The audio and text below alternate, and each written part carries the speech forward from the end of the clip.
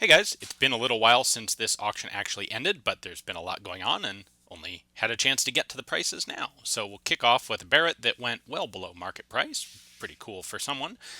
In general, this auction had some particularly high prices, and it also had some particularly low prices. A lot of the World War II German type stuff went pretty high, which is kind of what I would have expected. A number of things also went relatively low. By the way, I had this identified as, well, unidentified. It turns out it is actually a French trials revolver.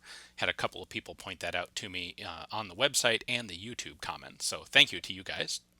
And then, of course, I was actually looking to bid on this myself and was thoroughly stymied by a insanely high sales price on it. I can only hope that that's not a new normal market price for a FAMAS. I would love to have one, but not $22,000 worth. I should point out, by the way, that these prices include a 15% buyer's premium, which is typically what people pay. Potentially a little bit more if they pay by credit card, but generally 15% is the standard. So what you're seeing is what someone was actually willing to pay the auctioneer's hammer price plus 15%. Let's see, what else do we have here? Pretty rare transferable Johnson machine gun there. Here's a good example of something that's fairly rare but went for actually a pretty reasonable price, I think.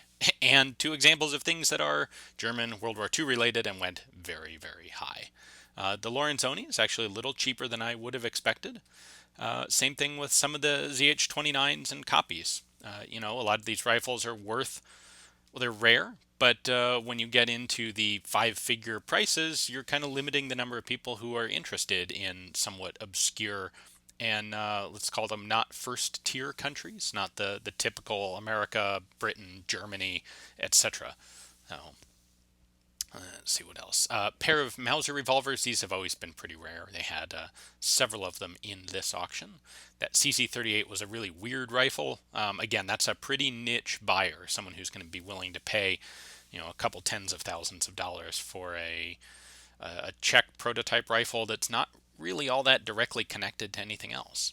I was also hoping to take a gander at that Galand Revolver myself, but that also went out of my price range.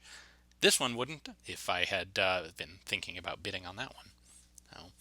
And last but not least, the pair of Iver Johnsons, which turns out are in fact Iver Johnson prototypes based on some patents. Thanks for watching, guys. We'll have another Rock Island auction coming up shortly.